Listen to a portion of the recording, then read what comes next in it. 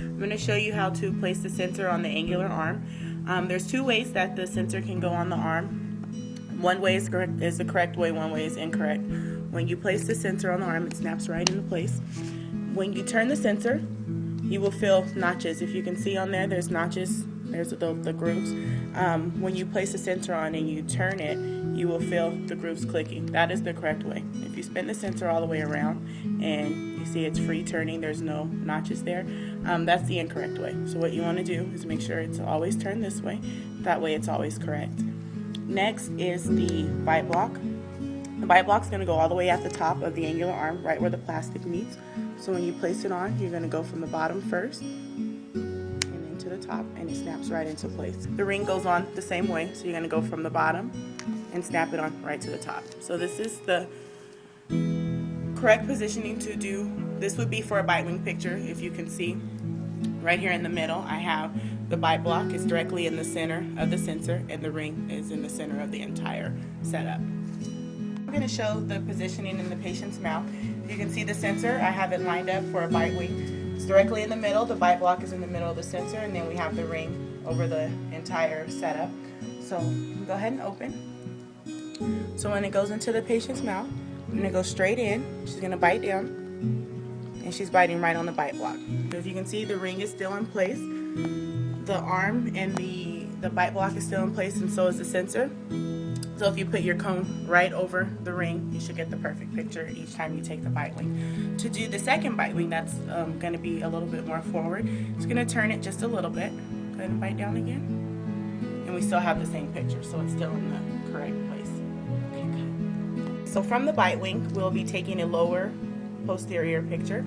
All you need to do to take the posterior picture is move the bite block up just a little, and you're going to slide the sensor down. So you can see when I put my finger right over top, I can make sure they're both flush.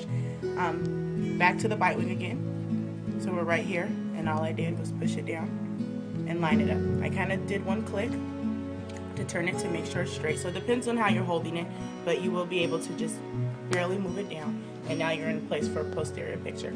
As you can see, the ring is still in the correct positioning. When you place it in the patient's mouth, you're going to go kind of turn it sideways just a little bit to kind of give you some room to move. You want to move the tongue out of the way. You're going to push it down, and the patient can bite down slowly. It helps when you have the patient bite down slowly. As you can see, it's not hurting her. She's not having any discomfort. Our ring is still in place for a lower posterior picture. She's biting on the bite block, and our sensor, you can't quite see inside the mouth, but our sensor is still in the correct positioning. So now you're ready to take a lower posterior picture. So now we're going to take our anterior photo. So what we're going to do is we're going to turn our sensor. Our bite block is going to kind of pretty much stay in place where we had it at for the anterior picture. So what we're going to do is line everything up. So turn the bite block. You can put your finger right on top. You see that it's flush. Our ring is still in the correct area, right in the center, so that we get a good picture. We have our bite block here for the patient to bite on, and our sensor is in place correctly. So when we place it in the patient's mouth for an anterior picture, what we're going to do is the patient's going to open wide. We're going to put it in, tilt it up just a little, right to the center, and she's going to close her top teeth on the bite block.